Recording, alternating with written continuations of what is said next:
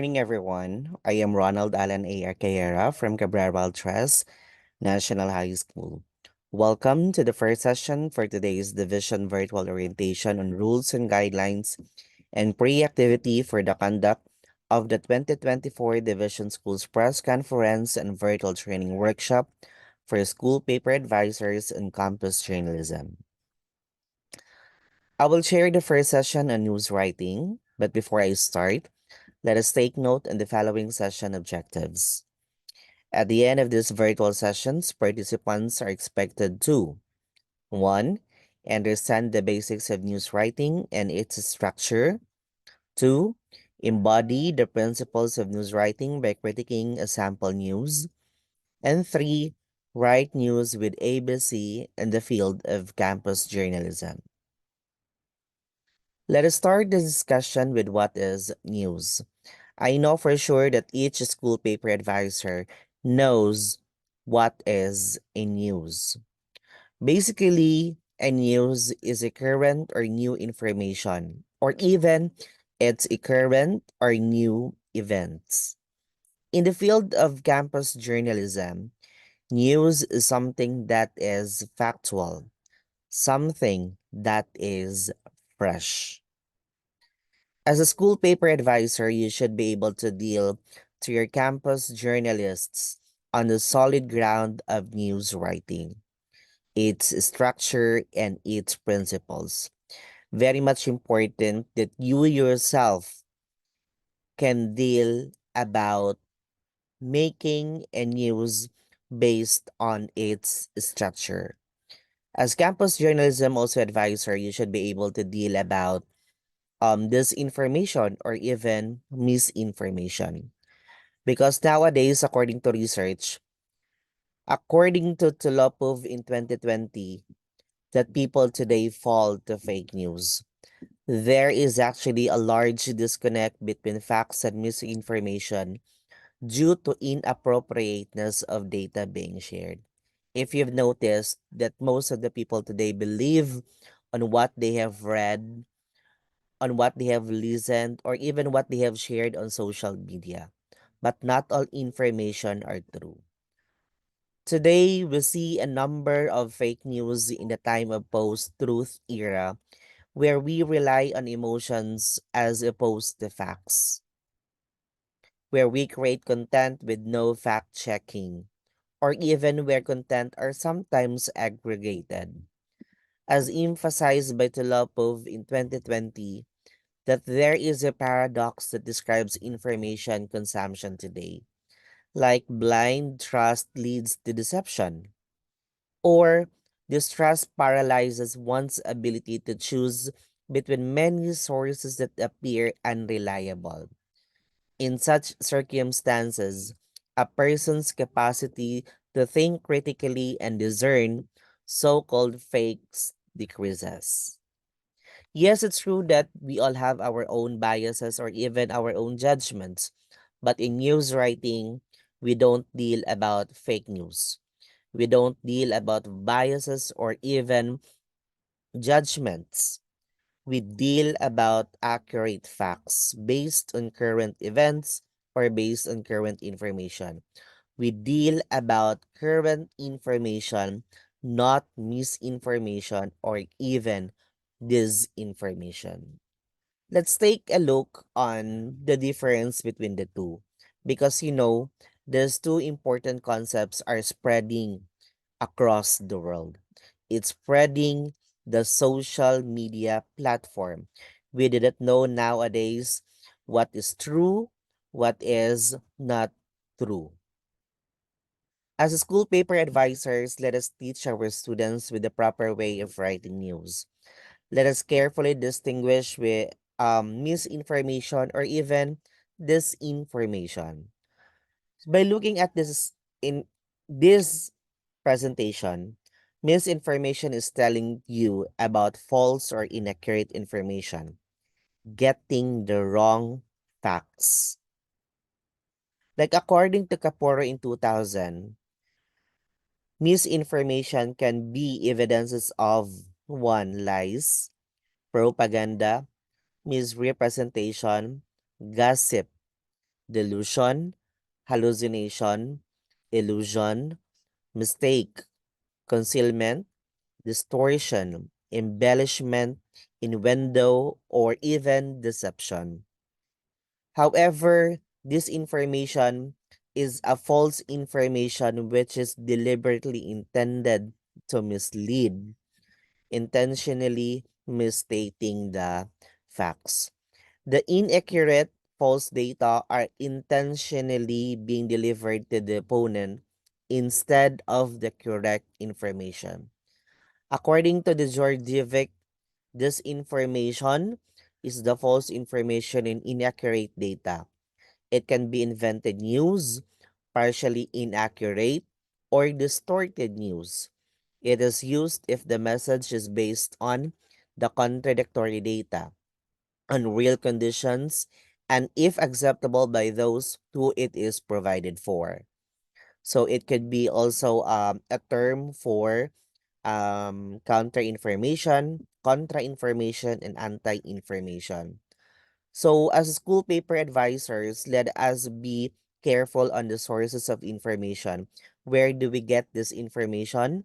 Where do we direct our students in getting information? Because, misinformation and disinformation are getting a trend today. To avoid such, let us indulge to careful observations, interviews, or even we do research. Now, the details are telling you that news writing is not actually that easy because we need to be guided with the structure. For this time, allow me to share an important video taken from Cara David Cancio, a renowned Filipino journalist on investigative documentary of Eyewitness and GMA Network. I would like each school paper advisor to write important information shared through this 11-minute video.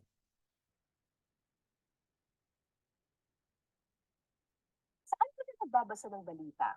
Marahil marami sa inyo sa internet o sa social media na kumukuha ng balita. Pero kami dito sa bahay, bumibili pa rin kami ng dyaryo tuwing umaga, tapos kapag hapon o gabi, nanonood kami ng telebisyon para manood ng mga newscast.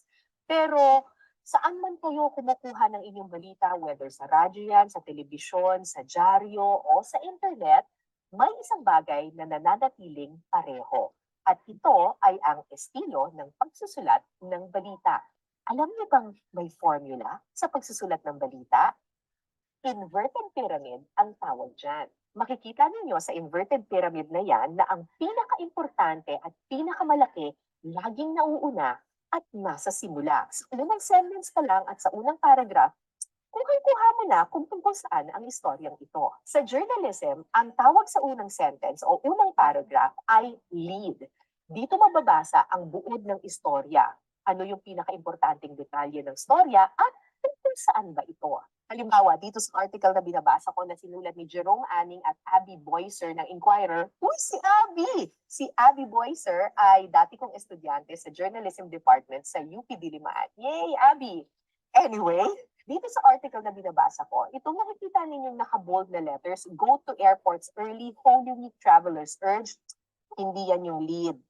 Title po yan. Ang lead ay yung first sentence.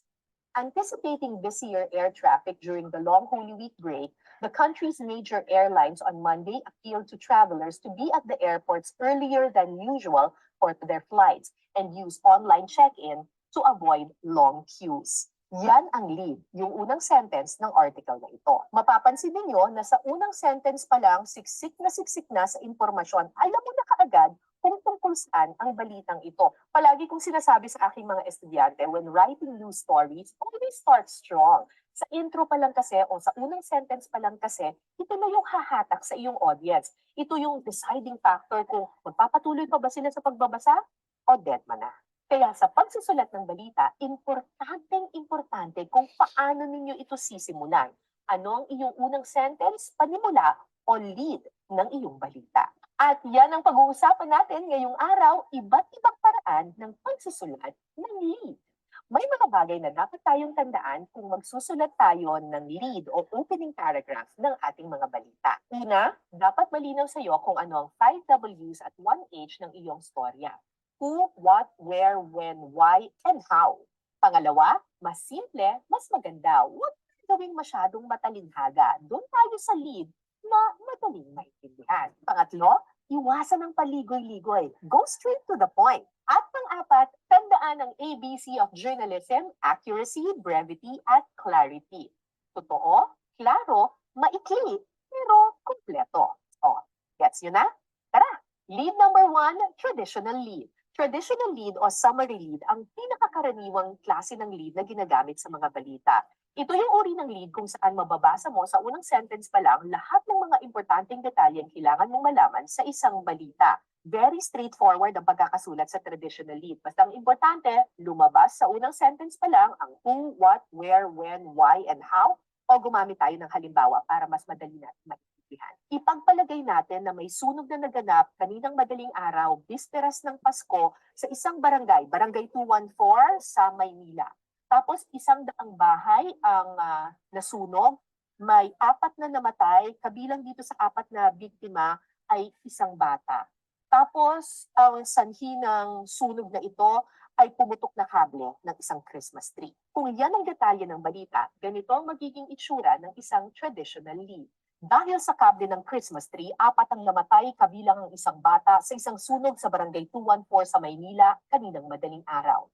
Another option, 4 ang namatay kabilang ang isang bata matapos masunog ang isang daang bahay sa Maynila kaninang madaling araw.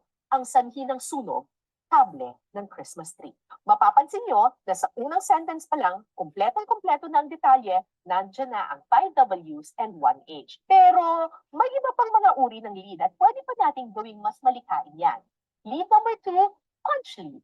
Punch lead ang tawag sa intro na gumagamit ng catchy statement bago ilahad ang buod ng istorya. Ginagamit ang ganitong estilo ng lead kapag gusto mong makuha ang atensyon ng audience sa unang sentence pa lang. Ang punch lead ay gumagamit ng mga salita na may impact agad, may sumpok kumbaga at minsan nakakagulat. Kaya nga, punch lead ang tawag dito. Uy, pero kung gagamit kayo ng punch lead, make sure to follow it up with a traditional or summary lead para may laman naman yung iyong istorya at hindi puro suntok lang. Para bang ganito, mag-ingat sa Christmas tree.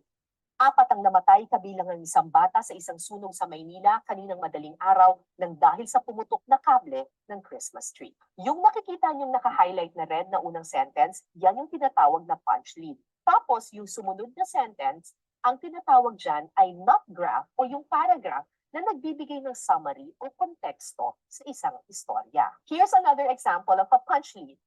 Hindi merry ang Pasko ngayong taon ng maraming pamilya sa Barangay 214 sa Maynila. Yan yung punch lead. Parang nakakagulat ka agad, nakakaintriga ka agad, bakit hindi merry ang Pasko doon sa Maynila? Tapos, finalo up ka agad siya ng mas tradisyonal na lead. Dahil sa kable ng Christmas tree, 100 bahay ang nasunog dito kaninang madaling araw.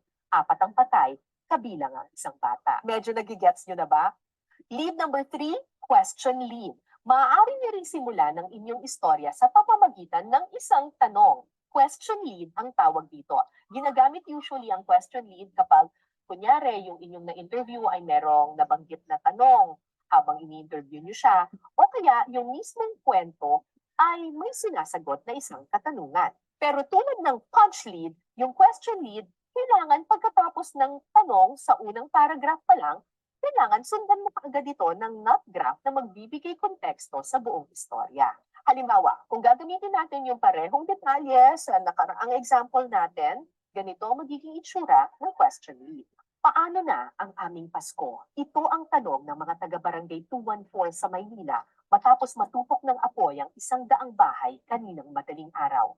Ang sunog ay nagmula sa kable ng isang Christmas tree. Ginagamit din yung question lead kapag yung balitang inyong isinusulat ay may iba't ibang mga pananaw. Halimbawa, kung ang istorya ninyo ay tungkol sa debate ng mga environmental advocates at mga negosyante tungkol sa mining dito sa Pilipinas, pwede nang simulan ninyo ay kalikasan o kaunlaran.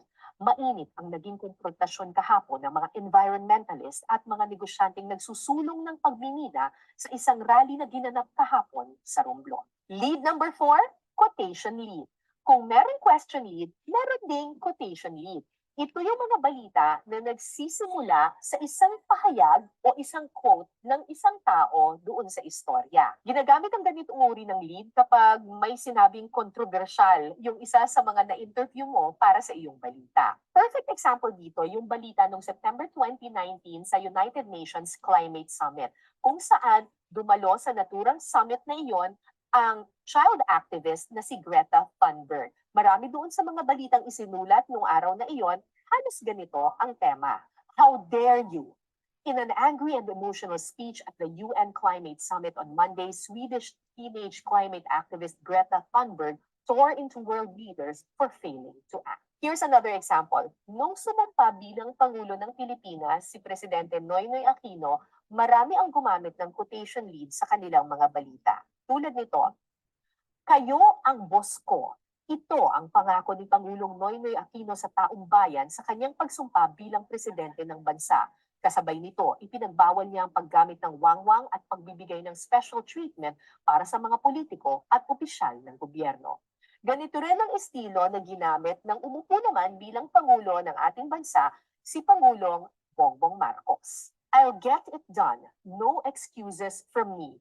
In his first address to Filipinos as the country's chief executive, President Bongbong Marcos said he is ready for the task ahead. Gets nyo na kung anong quotation lead? And finally, lead number 5, descriptive lead. Descriptive lead ang tawag dito kasi bago mo pa ikwento yung buod ng storya, dinidescribe o nilalarawan mo muna yung setting ng eksena. Madalas gamitin ang ganitong uri ng lead kapag yung storya mo medyo makulay o kaya maaksyon yung mga pangyayari. Halimbawa, using the same example tungkol dun sa sunog, ganito ang magiging itsura kapag descriptive lead ang sinulat mo. Naglalagablab na apoy, nakasusulasok na usok at nakabibinging mga sigaw. Ito ang nasaksihan ng mga bumbero nang rumesponde sila sa isang sunog sa Maynila kaninang madaling araw. 100 bahay ang natupok ng apoy, 4 ang biktima, kabilang ang isang bata. Napansin niyo na yung descriptive lead, dahil marami siyang ginagamit na mga adjectives, medyo mas madrama siya kumpara dun sa mga naunang uri ng lead. Pero kahit mas madrama, make sure na malinaw pa rin ang buod ng istorya. Tandaan, hindi po kayo nagsusulat ng pelikula o telenovela, balita po ang sinusulat ninyo. Ilan lamang ito sa mga halimbawa ng lead o panimula na maaari ninyong gamitin sa pagsusulat ng inyong mga balita. Nako, ang dami pa pong iba-iba pang mga uri ng lead na maaari ninyong gamitin kapag nagsusulat kayo.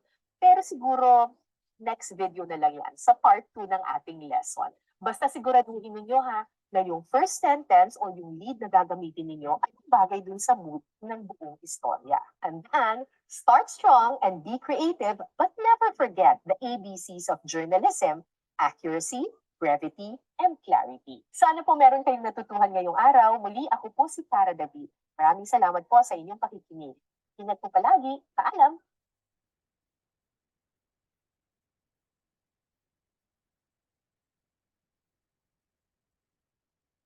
Okay, so that was a presentation of Cara David on the structure of the lead in writing a news story. So she was able to present a lot of information regarding how do we start our news story. But let me get or present to you scraps of information that she shared on the video. We start from the idea that in writing a news, it has a lead paragraph, body, and tail, but not a conclusion. It was emphasized in the video that a news story should always have the lead. It contains the 5 W's: the what, the when, the where, the who, why, and the 1 H. Second, it also contains the body that supports the very beginning statement of your news story. And lastly, it has a tail, but not a conclusion, because a news story should always have a supporting information to tell us what the news is all about. So, as school paper advisors, it is important that we teach our students with the process of writing, where information is presented from its source until its destination. We make it sure that it proceeds from the very beginning, like the presentation of the five W's and the one H and the nut graph. So the very first information is the presentation of the structure, like it has the lead paragraph, the body, and the tail. Second, your lead should have the five W's and the one H. Then we teach also our students with writing simple sentences which can be understood clearly and directly. So it was emphasized by Kara that as school paper advisors, we must be able to teach our students with creating strong sentences that will hook our audience. But like what I have said, it depends on the kind of lead that you will create for your news story. It was also emphasized that news must be accurate, concise, and clear. Like this is what she mentioned on the ABC on journalism, that it must be accurate, it must be concise or brief, and lastly, it must clear. It must present the most important details only of the information or the events. And lastly, on the start of our news writing, we must clear the process of presenting the lead. Like she made mention about the different types of lead, the traditional, the punch, the question, the quotation, and descriptive. I hope that everything was clear on this. Like a lead can be presented in a traditional form. It can also be presented in a very striking statement. It can be presented also in a form of question. It can also be presented in a form of presenting a quote or direct quote from someone or from a primary respondent or from a primary person in the main story, or even a descriptive lead that presents or that begins an adjective to describe the story. So let's analyze a certain story. This is actually a news that was taken from Philippine Daily Inquirer. I am sorry, it's actually taken from Philippine Star that tells about the Department of Education removing administrative tasks for teachers to ensure more classroom time. So this is actually one of the headlines presented last January 27, 2024 online, and it was written by James Relativo at Philippine Star. So here you can see the title of the news. So on bold, you have here stating the headline of the story. So a two-deck story, DepEd removes admin tasks for teachers to ensure more classroom time. Let's get on the details of the story. So how do we create a news story? Like it was presented by Memkara that a certain story must have the following important parts. Like it must have the lead, then second the body, and lastly the tail. So what should actually a news story contain? Or what should it look like? Or how does it look like? Or what should I include in my news story? So let's analyze the news crafted by the writer himself. So the first paragraph is telling us Manila, Philippines, Education Secretary and Vice President Sara Duterte Carpio has signed a policy to immediately remove the administrative tasks of public school teachers on Friday. So it's clearly telling us that the first paragraph, as mentioned here, is is already the lead. Like it contains primary or important information like who is signing the policy, and then what's the intention of signing the policy, and to whom it will be directed to, and when. it will be um given, or when it will be released. So clearly it emphasizes here on the first paragraph the primary information that each one of us must know. Then it was also emphasized by Ma'am Cara that there is a presentation of the NAT graph in context. Like this is actually what we are referring here on the supporting information para po matagan ng justification on what's the story is all about, or what's the news, or what's the event all about. Like Duterte signed the Department of Education DepEd Order number 0020 of 2024, saying that this will enable teachers to maximize their time in actual classroom teaching. So this is actually a supporting information from the very beginning statements, then followed by a direct quote. So direct quote is actually a certain statement um said by a person. So here it's telling us or giving us a look on what a direct quote looks like. Like, let's bring our teachers back to classroom, said Duterte in a statement released on Saturday. So this is an example of a direct quote. Then another structure is being followed here, like another direct quote.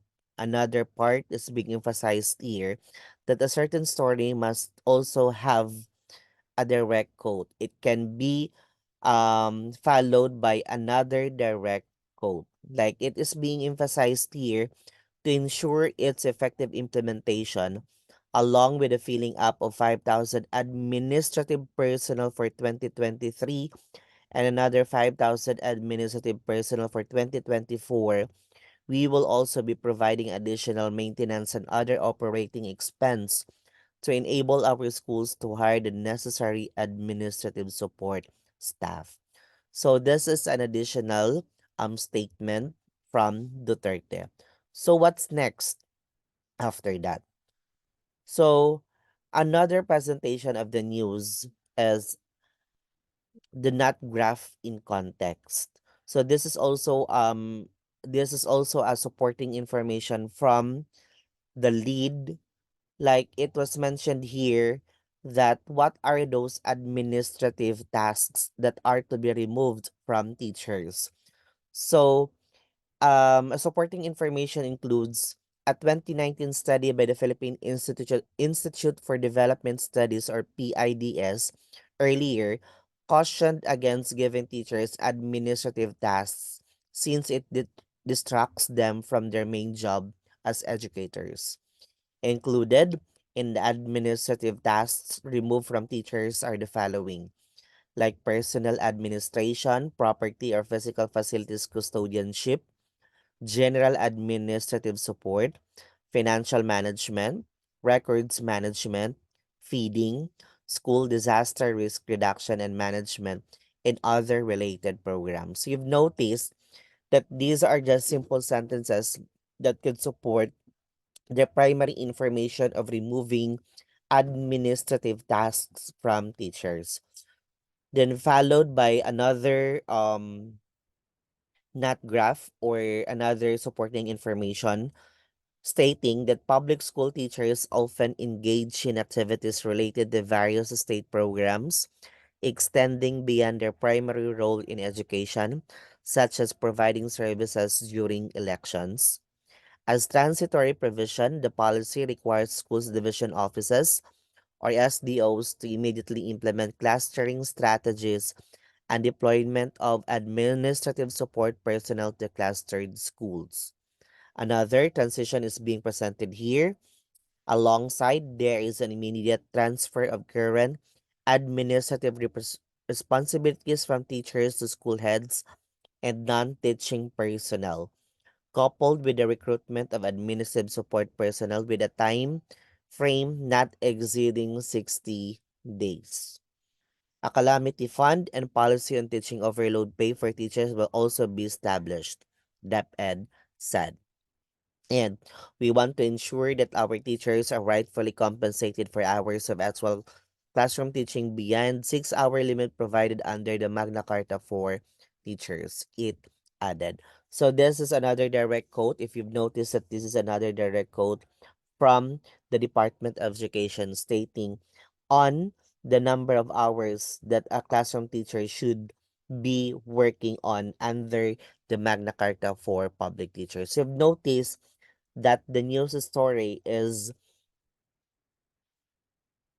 supported with a lot of information from the idea of removing administrative tasks and what has to be removed and what is to be included only, along with the support or along with the recruitment of administrative support personnel within the time frame not exceeding 60 days. Another supporting information is another headline stating here a promise made last year. You can actually do that one. Like there is an inclusion of another headline, but it can actually support um the primary point of the story. So another supporting information stating here that the Alliance of Concerned Teachers or ACT for their part scored Duterte's action as long overdue since the promise to remove administrative duties have been made in the 2023 Basic Education Report. Another direct quote, with almost 50,000 schools suffering from being understaffed, we need at least two administrative staff per school to truly unload the teachers from being overworked, said ACT in a statement. So here we can see that another organization is stating a point of view supporting the information as stated before. Then another direct quote, the allocation of 10,000 administrative staff positions nationwide appears exaggerated in terms of its potential to relieve teachers of administrative duties, it added. Then another transition, ACT also criticized the Deputy Secretary for not reporting their failures, with 2 out of 3 school building inventories currently in bad shape. Another transition, the Department of Budget and Management or DBM earlier junked the petition of over 60,000 public school teachers to approve a 36% increase in the salaries of entry-level teachers and college instructors. And another transition, the World Bank is currently studying teacher salaries in the country and its findings will be submitted to Duterte's office. So now it's clearly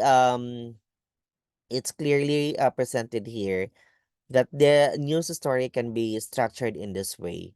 Like if we go back to the to how this story was crafted by James Relativo, it is actually hitting to the point of Cara David on how should we craft a certain news story.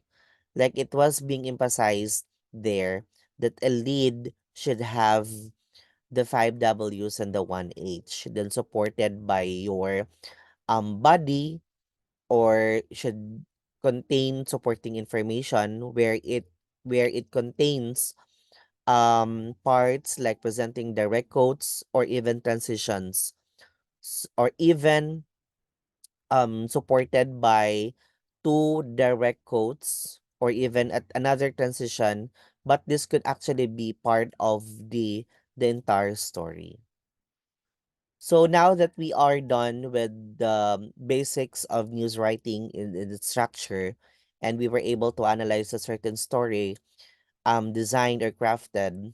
So at this time, our dear school paper advisors of Curiosity Division, it's now your time to create a news story on the current participation of the school paper advisors today.